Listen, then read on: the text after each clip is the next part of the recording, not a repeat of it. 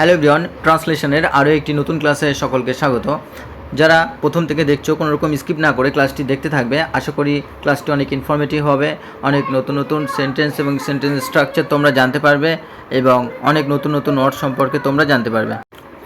তো আমরা প্রথম লাইনটা এখানে দেখতে পাবো। প্রথম লাইনটা হচ্ছে তখন গ্রীষ্মকালের মধ্যাহ্ন, অর্থাৎ কি তখন ছিল গ্রীষ্মকালের মধ্যাহ্ন। তো এখানে কিন্তু সাবজেক্ট আমরা দেখতে পাচ্ছি কি সাইলেন্ট রয়েছে, অর্থাৎ সাবজেক্ট সম্পর্কে কোনো স্পষ্টভাবে কোনো ক্লিয়ার বার্তা দেওয়া নেই। তো সেই কারণে আমরা ইট ধরে নেব তাহলে। আর এখানে যে ভাবটা অর্থাৎ ছিল, তখন ছিল কি গ্রীষ্মকালের মধ্যাহ্ন, এই ছিল কথাটাও কিন্তু এখানে নেই। তো সেই কারণে আমরা কিভাবে লিখব চলো দেখা যাক। তো তখন ইংরাজি হচ্ছে দেন, তাহলে লিখব then it was mid day, তখন ছিল গ্রীষ্মকালের মধ্যাহ্ন। বা আমরা বলতে পারি দেন ইট ওয়াজ কি নুন, তখন ছিল। আচ্ছা, যেহেতু গ্রীষ্মকালের বলেছে তাহলে আমরা কি লিখব, then it was mid day of the summer, গ্রীষ্মকালের। আর দেন ইট ওয়াজ নুন অফ দ্য সামার, তখন ছিল গ্রীষ্মের বা গ্রীষ্মকালের মধ্যাহ্ন। তাহলে then it was the mid day of the summer বা দেন ইট ওয়াজ নুন অফ দ্য সামার। তো দুটোই কারেক্ট হবে এবং দুটো অল্টারনেটিভ সেন্টেন্স তোমরা লিখে নেবে। আর এটা যেহেতু ছিল বোঝাচ্ছে, অর্থাৎ আমরা কিন্তু সিম্পল পাস্ট টেন্সে লিখেছি। তো সিম্পল পাস্ট টেন্সে কেন লিখলাম, কারণ এটা একটা ডিসক্রাইব করছে, যেটা একটা স্টোরিকে ডিসক্রাইব করা হচ্ছে। তো সেই কারণে কিন্তু আমরা সিম্পল পাস্ট টেন্সে লিখেছি। তো চলো পরের সেন্টেন্সটি আমরা দেখি। পরের বাক্যটি আছে পদ্মার ধারে ছোট ছোট ঝাউ গাছের জঙ্গল। তো এখানে প্রথমে তোমরা ট্রাই করো, পদ্মার ধারে ছিল ছোট ছোট ঝাউ গাছের জঙ্গল। তো এখানে কিন্তু ছিল কথাটি কি সাইলেন্ট আছে, আমাদের বুঝে নিতে হবে। তো এখানে আমরা সাবজেক্ট কি করব, আমরা এইভাবে লিখব যে, আর এখানে পদ্মার ধারে বলতে কি বোঝানো হয়েছে, এটা কিন্তু তীরে বোঝানো হয়েছে, অর্থাৎ পদ্মা নদীর তীরে। তো আমরা লিখব যে ছোট ছোট সেখানে, অর্থাৎ সেখানে দিয়ে শুরু করব, কারণ কি এখানে কোনো সাবজেক্ট আমরা দেখতে পাচ্ছি না, সেই কারণে আমরা দেয়ার দিয়ে শুরু করব। যখন কোনো জায়গাকে ইন্ডিকেট করে অথচ সাবজেক্ট নেই, তখন কিন্তু আমরা দেয়ার দিয়ে ইন্ট্রোডাক্টরি দেয়ার দিয়ে শুরু করি, যেটা আমরা অব্যক্তিগত দেয়ার বলি। বা সে কীভাবে শুরু করব আমরা, তাহলে কি যে দেয়ার ওয়াজ এ ফরেস্ট, সেখানে ছিল একটা জঙ্গল। দেয়ার was a forest of small, ছোট দেয়ার was a forest of small কি ট্যামারিস্ক ট্রিজ। এই ট্যামারিস্ক হচ্ছে কি ঝাউবন বা ঝাউ গাছ। তো স্মল ট্যামারিস্ক ট্রিজ হচ্ছে ছোট ট্যামারিস্ক ট্রিজ হচ্ছে ছোট কি ঝাউ গাছ। তাহলে সেখানে ছিল একটা ছোট ঝাউ গাছের জঙ্গল, ট্যামারিস্ক ট্রিজ। তো আমরা এই ফরেস্টটাকে কিন্তু আমরা জঙ্গলও বলতে পারি, জঙ্গল। তাহলে কি there was a forest of small tamarisk trees, কোথায় ছিল, পদ্মার ধারে, অর্থাৎ পদ্মা নদীর তীরে। তো লিখব on the bank of the river কি Padma, on the bank of the river Padma. বা আমরা বলতে পারি on the shore of the river Padma. বা আমরা বলতে পারি on the beach of the river Padma. তো আমরা এই সমস্ত রকমভাবে, অর্থাৎ 3 রকমভাবে আমরা কিন্তু 3 টাইপসের কিন্তু আমরা এখানে সেন্টেন্স তৈরি করতে পারি। আর এখানে জঙ্গল বা ফরেস্টও আমরা লিখতে পারি। আর ট্যামারিস্ক ট্রিজ হচ্ছে কি ঝাউ গাছ। তাহলে আমরা কি লিখলাম, দেয়ার ওয়াজ এ ফরেস্ট, সেখানে ছিল একটা জঙ্গল, অফ স্মল ট্যামারিস্ক ট্রিজ, অর্থাৎ ছোট ঝাউ গাছের, on the bank of the river Padma, অর্থাৎ পদ্মার ধারে বা পদ্মা নদীর ধারে।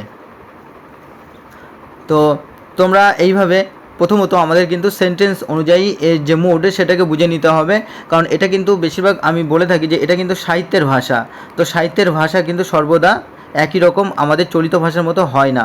তো সেই কারণে আমরা কিন্তু আমাদের মতো করে এটাকে তৈরি করে নেব, শুধুমাত্র যে অর্থ বা যে মুড সেটা ঠিক থাকলেই হবে। তো চলো পরের বাক্যটি লক্ষ্য করি। পরের বাক্যটি আছে উনুন ধরানো চাই, অর্থাৎ কি তারা উনুন ধরাতে চেয়েছিল। সেন্টেন্সটা এমনই হওয়া উচিত, তারা কি তারা উনুন ধরাতে চেয়েছিল। তারা উনুন ধরাতে চেয়েছিল। তাহলে কিন্তু সেন্টেন্সটা এখন আমাদের কাছে আরও ইজি হয়ে গেল। তাহলে আমরা কি লিখব? তারা চেয়েছিল, দে ওয়ান্টেড, সাবজেক্ট, তারপরে ভাব বসালাম অর্থাৎ V2, ওয়ান্ট মানে চাওয়া। তো যেহেতু এটা চেয়েছিল বোঝাচ্ছে, তো এটাকে আমরা সিম্পল পাস্ট টেন্সে রাখবো। সিম্পল পাস্ট টেন্সের গঠন কি? Subject V2, object remaining. তো সেইভাবে আমরা লিখব, দে ওয়ান্টেড, তারা চেয়েছিল, টু ক্যাচ ফায়ার অর্থাৎ আগুন জ্বালতে চেয়েছিল কি? ইন দ্য ফায়ার প্লেস অর্থাৎ উনানে। তো এখানে আমরা ফায়ার প্লেস কেন ব্যবহার করব? আমরা এখানে কিন্তু ফার্নেস ব্যবহার করব না। ফার্নেস বা আমরা চিমনি ব্যবহার করব না।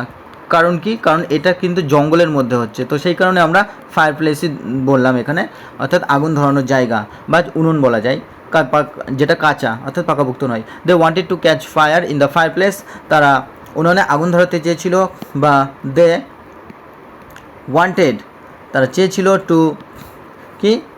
দে ওয়ান্টেড টু লাইট ফায়ার, আগুন ধরাতে চেয়েছিল, ইন দ্য ফায়ার প্লেস, অথবা they wanted to ignite fire, তারা আগুন জ্বালাতে চেয়েছিল, ইন দ্য ফায়ার প্লেস। অর্থাৎ সব রকমভাবে আমরা লিখতে পারবো, এবং তোমরা সমস্ত অল্টারনেটিভ সেন্টেন্সগুলো কিন্তু লিখে নেবে। সাথে সাথে যে এক্সট্রা ওয়ার্ডগুলো বলা হচ্ছে সেই এক্সট্রা ওয়ার্ডগুলিও তোমরা লিখে নেবে, এগুলো তোমাদের কাজে লাগবে পরবর্তীতে। তো চলো পরের বাক্যটি আমরা লিখি। পরের বাক্যটি আছে, দা দিয়ে শম্ভু ঝাউডাল কেটে আটি বাঁধল। তো আমরা এখানে কিভাবে বলবো? কেটে কথাটি কিন্তু এখানে একটা কমপ্লিট ভার্ব নয়, ইনকমপ্লিট ভার্ব। তো এই ধরনের ভার্বের ক্ষেত্রে আমরা বেশিরভাগ আইএনজি যুক্ত করেই নিই, তো প্রেজেন্ট পার্টিসিপল করে নিই। তাহলে প্রেজেন্ট পার্টিসিপল করে আমরা কিন্তু সেন্টেন্সটা তৈরি করব। কি বলবো? যে ঝাউডালের অর্থাৎ ব্রাঞ্চ ঝাউডাল, তো ঝাউ গাছের ডাল কেটে শম্ভু আটি বাঁধল। তো চলো এইভাবে আমরা শুরু করি। তাহলে কি বলবো? যেহেতু কেটে একটা সেন্টেন্সে দুটো ভার্ব থাকে না, একটা ভার্বকে আমরা কি সেকেন্ডারি করে নিই, অর্থাৎ আমরা অগৌণ করে নিই। তো সেই ক্ষেত্রে আমরা কি করব? কাটিং অর্থাৎ প্রেজেন্ট পার্টিসিপল ব্যবহার করব। কি? কাটিং দ্য ব্রাঞ্চেস, ডাল, তাহলে cutting the branches of the tamarisk trees. তাহলে কি লিখলাম? Cutting the branches of the tamarisk trees with দা দিয়ে, তো উইথ কি? উইথ চপার দা দিয়ে শম্ভু, এবার কমা দিয়ে আমরা লিখব শম্ভু টাইড দেম, সেগুলিকে বাঁধলো, টুগেদার একসাথে, অর্থাৎ আটি বাঁধলো। তাহলে কি বললাম? যে cutting the branches of the tamarisk trees, অর্থাৎ ট্যামারিস্ক ট্রিজ বা ঝাউ গাছের ডাল কেটে উইথ চপার দিয়ে অর্থাৎ দা দিয়ে Shambhu tied them together, Shambhu সেগুলিকে একসাথে বাঁধলো। তো এখানে চপারকে কিন্তু আমরা নাইফও বলতে পারি, নাইফ অর্থাৎ দা, নাইফ, চপার, বা আমরা ক্লিভারও বলতে পারি, ক্লিভার। তো সমস্ত ওয়ার্ডগুলি তোমরা লিখে নেবে। আর ব্রাঞ্চেস হচ্ছে ডাল, ট্যামারিস্ক ট্রি হচ্ছে ঝাউ গাছ আগে বলেছি, আর টাইড হচ্ছে বাঁধা, আর টুগেদার হচ্ছে একসাথে। তো সেগুলিকে একসাথে বাঁধলো। তো চলো পরের বাক্যটি আমরা লক্ষ্য করি।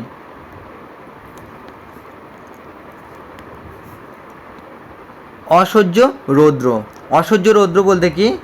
যে এখানে আমরা এইভাবে বলবো যে সূর্যের তাপ বা সূর্যের কিরণ ছিল প্রখর, সূর্য কিরণ ছিল প্রখর, সূর্য কিরণ ছিল প্রখর, বা সূর্যের তাপ ছিল প্রখর, বা সূর্যের তাপ ছিল অসহ্যকর, আমরা এইভাবে লিখব। বা সূর্যের তাপ ছিল তীব্র, আমরা এইভাবে লিখতে পারি। বা এখানে আমরা লিখতে পারি যে অসহ্য রৌদ্র ছিল। সবই কিন্তু একই রকম হবে। সুতরাং সেন্টেন্সটা আমরা নিজের মতো করে নেব। তাহলে কি হবে? যদি আমরা লিখতে যাই ট্রান্সলেশনটা, সেক্ষেত্রে আমাদের সুবিধা হবে, ট্রান্সলেশন আমাদের বুঝতে সুবিধা হবে। তো আমরা চলো শুরু করি। লিখব দ্য সানশাইন অর্থাৎ সূর্যকিরণ, the sunshine was severe, severe, অর্থাৎ সূর্যকিরণ ছিল তীব্র, বা দ্য সানশাইন ওয়াজ আনবিয়ারেবল অর্থাৎ অসহ্য, যেটা সহ্য করা যায় না। The sunshine was severe, the sunshine was unbearable, the sunshine was acute অর্থাৎ প্রখর। তো আমরা এই 3 ধরনেরই কিন্তু সেন্টেন্স বানাতে পারবো, আনবিয়ারেবল দিয়ে, অ্যাকুইট দিয়ে, সিভিয়ার দিয়ে 3 ধরনের অল্টারনেট করে সেন্টেন্স তৈরি করতে পারবো। তো আশা করি তোমরা ওয়ার্ডগুলি লিখে নেবে এবং পরবর্তীতে তোমাদের এই ওয়ার্ডগুলি থেকে অনেক হেল্প হবে। চলো পরের বাক্যটি লক্ষ্য করি। পরের বাক্যটি আছে বড় তৃষ্ণা পেয়েছে। তো কি বড় তৃষ্ণা পেয়েছিল, যেহেতু পাস্টের ইনসিডেন্টকে বর্ণনা করা হচ্ছে এই কারণে আমরা পেয়েছেটাকে পেয়েছিল বলবো, এটা যেহেতু সাহিত্যের ভাষা। তো বড় তৃষ্ণা পেয়েছিল, তো এখানে আরেকটা জিনিস সাইলেন্ট আছে, সেটা হচ্ছে তাদের বড় তৃষ্ণা পেয়েছিল, তাদের বড় তৃষ্ণা পেয়েছিল, এইভাবে কিন্তু আমরা লিখব। তাহলে কি লিখব? তাদের হচ্ছে দে ফেল্ট কি বড় হচ্ছে ভেরি বা খুব, দে ফেল্ট ভেরি থার্স্টি, তারা খুব তৃষ্ণার্ত অনুভব করেছিল। দে ফেল্ট ভেরি থার্স্টি, বা আমরা বলতে পারি দে সেন্সড, তারা অনুভব করছিল কি ভেরি থার্স্টি, তারা খুব তৃষ্ণার্ত অনুভব করছিল। তো এইভাবে তোমরা লিখে নেবে, সাথে সাথে নোট করে নিও খাতায় এবং বারবার তোমরা প্র্যাকটিস করতে থাকো। তো এতে তোমাদের ট্রান্সলেশন আরও ফাস্ট হবে, আরও দ্রুত গতি বৃদ্ধি পাবে এতে। চলো পরের বাক্যটি লক্ষ্য করি। পরের বাক্যটি আছে নদীতে শম্ভু জল খেতে গেল। তো এটাকে আমরা আমাদের মতো সাজিয়ে নিলে বলবো যে শম্ভু নদীতে জল খেতে গেল। শম্ভু আগে দেব, নদীতে জল খেতে গেল বা গিয়েছিল। তাহলে কি লিখব? যে শম্ভু সাবজেক্ট, শম্ভু যেহেতু সিম্পল পাস্ট টেন্সে আছে তো ওয়েন্ট অর্থাৎ গিয়েছিল। শম্ভু ওয়েন্ট টু, কোথায় গিয়েছিল? ওয়েন্ট টু দ্য রিভার, নদীতে গেল বা নদীতে গিয়েছিল। Shambhu went to the river to drink water, অর্থাৎ জল পান করতে। জল খেতে বলতে এখানে জল তো খাওয়া যায় না, সেটা পান করা বোঝায়, টু ড্রিঙ্ক ওয়াটার। শম্ভু নদীতে গিয়েছিল জল পান করতে।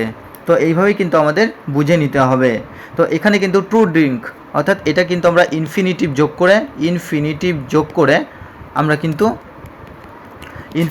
করে আমরা খেতে, যেতে, বলতে এইভাবে তৈরি করে নিই। আর এখানে মেন ভার্ব কিন্তু ওয়েন্ট, V2, গো মানে যাওয়া এবং V2 হচ্ছে ওয়েন্ট, গিয়েছিল। Shambhu went to the river to drink water, জলপান করতে গিয়েছিল। তো চলো পরের বাক্যটি লক্ষ্য করি। পরের বাক্যটি আছে এমন সময় দেখলে, অর্থাৎ এমন সময় সে দেখলো একটা বাছুরকে ধরেছে কুমিরে, অর্থাৎ একটা বাছুরকে কুমিরে ধরেছিল। তাহলে আমরা কি বলবো? যে এমন সময় সে দেখেছিল কি একটা কুমির বাছুরকে ধরেছিল, এমনই বলবো আমরা। তাহলে কি অ্যাট দ্য টাইম অর্থাৎ সেই সময় বা সেই মুহূর্তে, at the time he saw, সে দেখেছিল, at the time he saw a crocodile, কি ক্রোকোডাইল। তাহলে at the time he saw a crocodile কি catching a calf. At the time he saw a crocodile catching a calf, একটা কুমির একটা বাছুরকে ধরেছিল বা ধরে আছে। তাহলে at that time he saw, সেই সময় সে দেখলো, a crocodile catching a calf, একটা কুমিরকে যে কিনা একটা বাছুরকে ধরে আছে।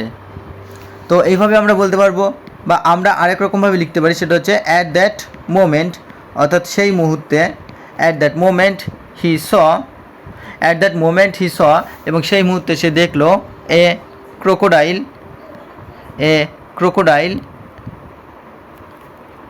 হি স এ ক্রোকোডাইল কি হোল্ডিং এ কাফ, একটা বাছুরকে ধরে আছে। তাহলে সেই মুহূর্তে সে দেখলো একটা কুমিরকে কি একটা বাছুরকে ধরে আছে। তো চলো আমরা এই অল্টারনেটিভ দুটো সেন্টেন্সই লিখব। পরের বাক্যটি লক্ষ্য করি। শম্ভু এক লম্ফে জলে পড়ে কুমিরের পিঠে চড়ে বসলো। তাহলে কি এখানে তো আমরা দুটো ভার্বকে, এই যে পড়ে বলতে কিন্তু এখানে কমপ্লিট ভার্ব নয়, আর চড়ে বসলো এটা হচ্ছে কমপ্লিট ভার্ব। তো এই পড়েটাকেই আমরা কি করব, পার্টিসিপল করব। পার্টিসিপল করে আমরা এটাকে মেন ভার্ব করে দেবো, তাহলে কিন্তু হবে। তাহলে এইভাবে লিখব যে জলের মধ্যে লাফিয়ে পড়ে শম্ভু কুমিরের পিঠে চড়ে বসলো। তাহলে কি লিখব, তাহলে লাফিয়ে পড়ে অর্থাৎ jumping into the water. Into দিলাম কেন, কারণ বাইরে থেকে ভেতরে লাফিয়ে পড়া বোঝালে আমরা ইনটু বসাই। Jumping into the water Shambhu, jumping into the water Shambhu কী করলো, চড়ে বসলো। তাহলে কি, ক্লাইম্বড আপ দ্য কি ক্রোকোডাইলস ব্যাক, অর্থাৎ কুমিরের পিঠে চড়ে বসলো। তাহলে কি বললাম, jumping into the water Shambhu climbed up, চড়ে বসলো দ্য ক্রোকোডাইলস ব্যাক, অর্থাৎ কুমিরের পিঠে চড়ে বসলো। তো এই যে আমরা ক্লাইম্বটাকে আর কী লিখতে পারি, আমরা কিন্তু অ্যাসেন্ডেডও লিখতে পারি। অ্যাসেন্ডেড অর্থাৎ চড়ে বসলো বা উপরে উঠে গেল, বা আমরা কিন্তু এটাকে গট আপ লিখতে পারি, উপরে চড়ে বসলো, বা আমরা কিন্তু এটাকে ওয়েন্ট আপ বলতে পারি। ওয়েন্ট আপ কি, দ্য ক্রোকোডাইলস ব্যাক, বা অ্যাসেন্ডেড দ্য ক্রোকোডাইলস ব্যাক, বা got up the crocodile's back, বা climbed up the crocodile back. অর্থাৎ তোমরা সমস্ত ওয়ার্ডগুলি লিখে নিও। এই ওয়ার্ডগুলি লিখে রাখার সাথে সাথে তোমাদের কিন্তু এগুলো মাইন্ডে কী হবে, মাইন্ডে কিন্তু সেটেল হয়ে যাবে। অর্থাৎ কিছু না কিছু ওয়ার্ড তোমাদের এই এতগুলো ওয়ার্ডের মধ্যে মনে থাকবেই, এবং তোমাদের ট্রান্সলেশনের সময় একটা না একটা ওয়ার্ড মনে পড়ে যাবেই। তো চলো পরের বাক্যটি আমরা দেখি। পরের বাক্যটি আছে কি, দা দিয়ে তার গলায় পোজ দিতে লাগলো। পোজ দেওয়া মানে কি, এখানে কি, কাটতে লাগলো। তো যেহেতু এটা সাহিত্যের ভাষা, সেই কারণে আমরা আমাদের মতো করে নিলাম। তাহলে কি, দা দিয়ে তার গলা কাটতে লাগলো। তাহলে কি বলবো, এবং তখন, এখানে তখন শব্দটাও নেই, তখন সে দা দিয়ে তার গলায়, তার বলতে এখানে কি, কুমিরের কি গলায় বা কুমিরের গলা কাটতে লাগলো। তো চলো আমরা এইভাবে লিখব। তাহলে কি, দেন হি বিগান, তখন সে শুরু করলো, দেন হি বিগান টু কাট, তখন সে কাটতে শুরু করলো, ইটস নেক, এর গলা কাটতে শুরু করলো, কি, উইথ হিজ, তার কি দিয়ে, তার চপার দিয়ে, অর্থাৎ তার দা দিয়ে। অথবা আমরা এইভাবে বলতে পারি, দেন হি স্টার্টেড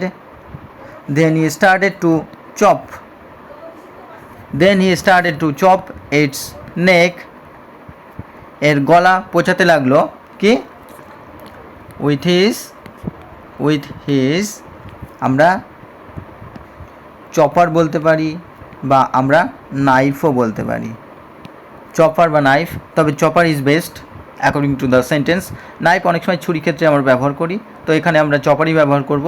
নাইফটা একটু আকারে ছোট হয়, তো উইথ ইজ চপার্স। তো এইভাবে কিন্তু আমরা উইথ ইজ চপার বা উইথ ইজ নাইফ, তো এইভাবে কিন্তু আমরা পরপর সমগ্র প্যাসেজটার কমপ্লিট ট্রান্সলেশন করলাম। আশা করি তোমাদের ক্লাসটি ভালো লেগেছে, এবং এই ধরনের আরও সুন্দর বিশেষ করে ইউজফুল ক্লাস পাওয়ার জন্য অবশ্যই তোমরা লাইক, কমেন্ট, শেয়ার করো। যারা প্রথম তারা অবশ্যই সাবস্ক্রাইব করে পাশে থাকা বেল আইকনটি প্রেস করে রেখো, কারণ আমি প্রতিনিয়ত 2-3টে করে ক্লাস দিয়ে থাকি, এবং যত ক্লাস তোমরা প্র্যাকটিস করবে তত বেশি কিন্তু ট্রান্সলেশনে দক্ষ হবে, এবং পরীক্ষার সময় কিন্তু এই প্র্যাকটিসের যে রেজাল্ট সেটা তোমরা পাবে। তো চলো আজকে এই পর্যন্তই, এবং সকলে লাইক, কমেন্ট, শেয়ার বেশি করে করতে থাকবে, এবং চ্যানেলের পাশে থেকো। আশা করি আমিও তোমাদের হেল্প করতে পারবো এভাবেই। থ্যাংক ইউ, দেখা হচ্ছে পরের ক্লাসে।